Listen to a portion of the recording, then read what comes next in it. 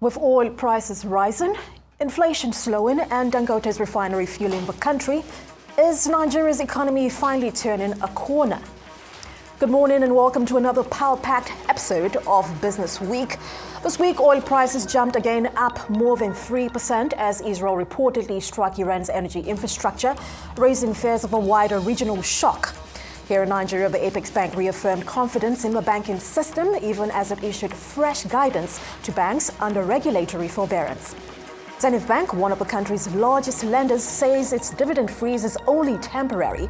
And meanwhile, all eyes are on the Dangote refinery, which has announced plans to begin nationwide distribution of petrol and diesel from August 15th, a move that could reshape Nigeria's energy and inflation landscape.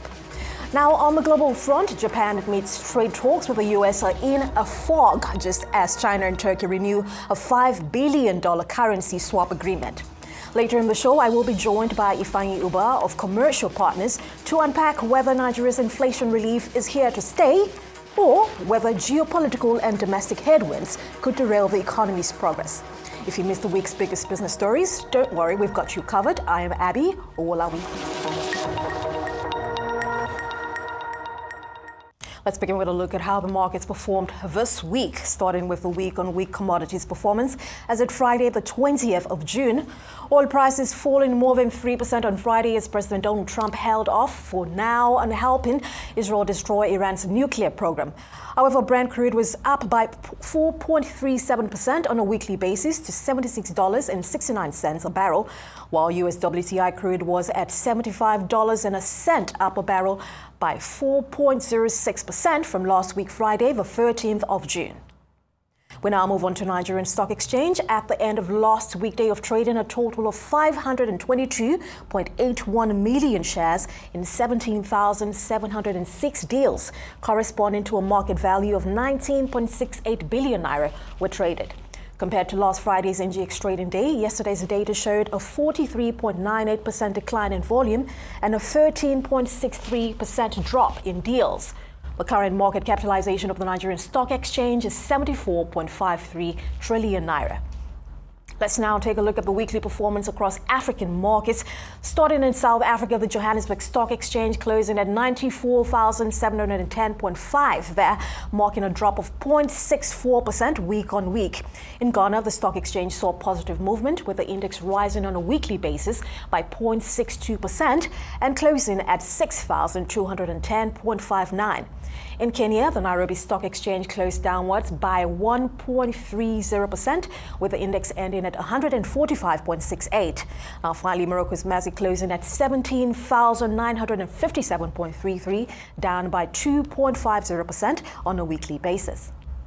To European markets now, stocks ended the last trading day higher, but were largely losers for the week as a whole. Now, the regional stock 600 dropped by 1.48% on a week-on-week basis, with the German DAX index down 0.74% from last week Friday. France's CAC 40 index dropping by 1.24% there, while the UK's FTSE 100 losing 0.86% and Spain's IBEX 35 retreating by 0.43% on a weekly basis. Finally, let's take a look at Wall Street as at Friday, June 20th, 2025, where stocks were relatively unchanged on Friday as investors contemplated the new move from the Federal Reserve and monitor the latest developments out of the Middle East. The Dow Jones Industrial Average trading at 0.82% there, lower than last week's Friday, while the S&P 500 dropped by 0.86% on a weekly basis, and the Nasdaq Composite retreating there by 0.59% week on week. And now for some top stories from around the world. We have crude oil prices set for another weekly gain today, the third in a row as Israel and Iran continued to bomb each other with no sign of willingness on either side for diplomacy. The hostilities have pushed tanker rates sky high, with many shippers choosing to avoid the strait altogether, increasing the risk of an accident. Now, this is the biggest physical market driver of the oil price rally, with the potential risk for supply disruption still only potential. Paris-based International Energy Agency released a new report on the state of the global oil market. The latest report goes beyond short-term outlook to consider supply, demand, and other trends in the oil industry worldwide. Here's an excerpt from the presentation of the new report. About the current situation in Middle East. So the situation is still unfolding, and there are many uncertainties how and if it is going to have structural impacts on the oil and energy markets. Still unclear, so we do not want to make any statement in that context. But a few things are clear. First of all, Iran, a major oil producer, the numbers about Iran are important to underline. According to our oil market report, currently Iran produces about 4.8 million barrels per day of crude, condensate, and NGL, 4.8, and the exports are around 1.8 MBD of crude oil, and 800 KBD of products. For now, when we look at the markets, we do not see a major supply disruption. And our expectations for this year that I think thoroughly we published also the day before yesterday, our numbers show that our expectations for demand growth is much less than the supply growth. We expect demand this year to grow about 700,000 barrels per day, whereas the supply growth we expect is more than double, about 1.8 million barrels per day. This is, of course, in such a difficult market context, this is a bit of a relief. But as I said, and we will repeat it throughout this, this session, there are many uncertainties. There are many uncertainties whether or not another party will be involved in this the conflict in Middle East or not, whether or not always the question, the Strait of Hormuz, which is very important, is going to be closed for some time or a longer time. These are all questions on the table because, as we all know, Strait of Hormuz is extremely important for the global oil and LNG trade. We are going to follow these things very closely, and we are following very closely on a momentary basis. And we are, again, we want to underline that markets are today well supplied, but if anything happens, if there are some serious issues in the oil supply disruptions come to the table, IEA is always ready to act again, if it is necessary. Now, this is our view about the current situation in the oil markets. But if you look at a bit more from a wider perspective, about the next years to come, how do we see it? My colleagues, Toril Bosoni and her team, made an excellent work how we see in the next few years, between now and 2030, how the oil markets from the demand side, supply, refining, trade, how it develop. And I wanted to thank them wholeheartedly for their great work. Dear colleagues, when we look at the energy markets, oil markets, I see a double act. What do I mean with this double act? In the especially in the last 10, 15 years, there is almost simultaneously two major growth on the demand side and on the supply side, driven by China and United States. But first, as Dr. Berer was saying in his introductions, we are seeing a quite comfortably supplied market at the moment. Oil demand growth is slowing to about 700,000 barrels a day this year and next.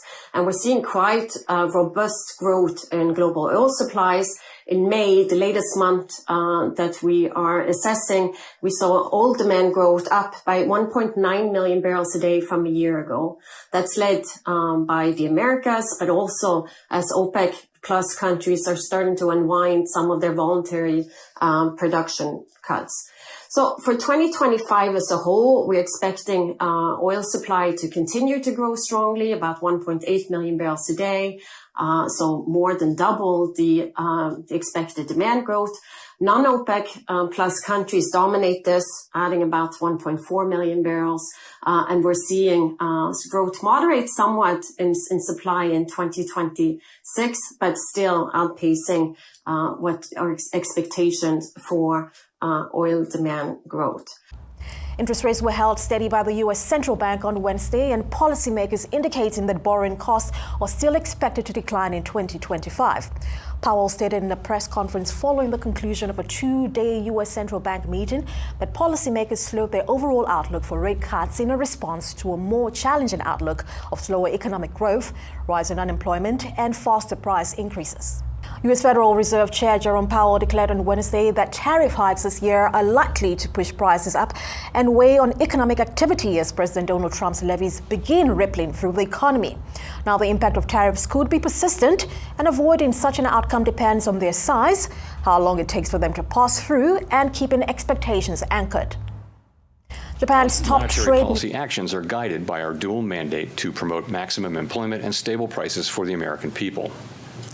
At today's meeting, the committee decided to maintain the target range for the federal funds rate at 4.25% to 4.5% and to continue reducing the size of our balance sheet. We will continue to determine the appropriate stance of monetary policy based on the incoming data, the evolving outlook, and the balance of risks. Changes to trade, immigration, fiscal, and regulatory policies continue to evolve, and their effects on the economy remain uncertain. The effects of tariffs will depend, among other things, on their ultimate level. Expectations of that level, and thus of the related economic effects, reached a peak in April and have since declined. Even so, increases in tariffs this year are likely to push up prices and weigh on economic activity. The effects on inflation could be short-lived, reflecting a one-time shift in the price level. It's also possible that the inflationary effects could instead be more persistent. Avoiding that outcome will depend on the size of the tariff effects, on how long it takes for them to pass through fully into prices, and ultimately on keeping longer-term inflation expectations well anchored. According to OpenAI Chief Executive Sam Altman, Meta Platforms tried to poach OpenAI employees by offering sign-in bonuses as high as $100 million, with even larger annual compensation packages. Altman says while Meta had sought to hire a lot of people from OpenAI so far, none of its best people have decided to take them up on the offer. Started making these giant offers to a lot of people on our team, like $100 million signing bonuses, more than that comp per year. That's crazy.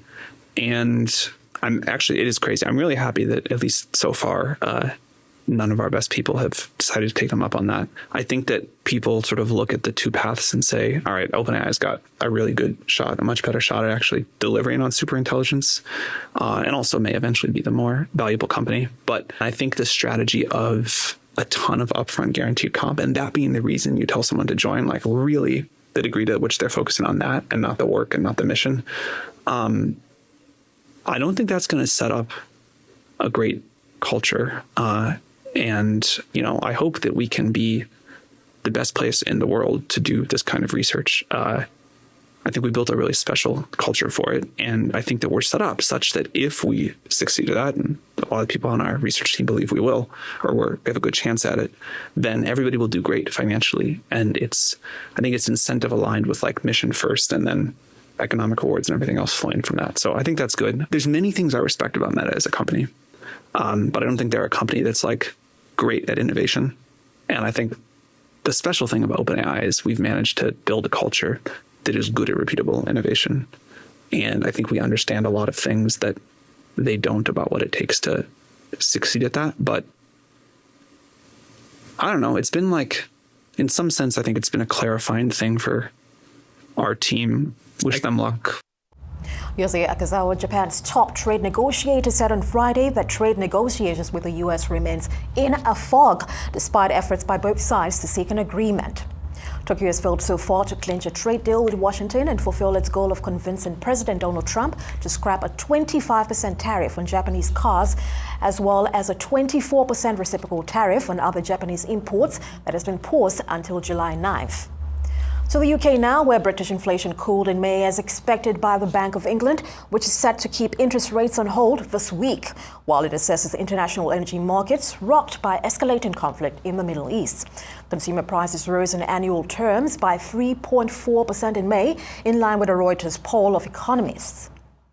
The Bank of England kept its key interest rates on hold at 4.25% during its Thursday meeting, with economists expecting the general bank to wait until August before it cuts again.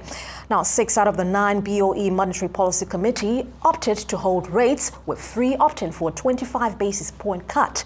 The central bank warned that global uncertainty remains elevated, with energy prices rising due to the escalation of the conflict in the Middle East. On August 15, 2025, the Dangote Petroleum Refinery aims to start distributing premium motor spirit and fuel across the country. In order to facilitate fuel availability nationwide, the business is deploying 4,000 brand new tankers that are fueled by compressed natural gas. Now, according to a statement issued on Sunday, the offer is available to manufacturers, telecom providers, marketers, gas station dealers, aviation companies, and other major fuel consumers. The company also revealed intentions to enhance distribution by building a dedicated fleet of more than 100 gas-powered trucks and 6 booster CNG stations. The Securities and Exchange Commission has barred independent non-executive directors from taking up executive roles, including that of chief executive officer within the same company or group structure. In a circular dated June 2025, the Commission informed all public companies and capital market operators of its position on the transmutation of independent non-executive directors and tenure of directors. The Commission says it has now introduced a rule limiting the tenure of directors in significant public interest entities to 10 consecutive years in the same company and 12 years within the same group structure. Now, in a move aimed at calming market jitters and ensuring a smooth transition from regulatory forbearance, the Central Bank of Nigeria has reaffirmed the strength of the Nigerian banking sector, revealing that it issued routine transitional guidance to banks navigating post-forbearance adjustments. The Apex Bank stated that the time-bound measures are for some banks still completing the transition from the temporary regulatory support it has provided them.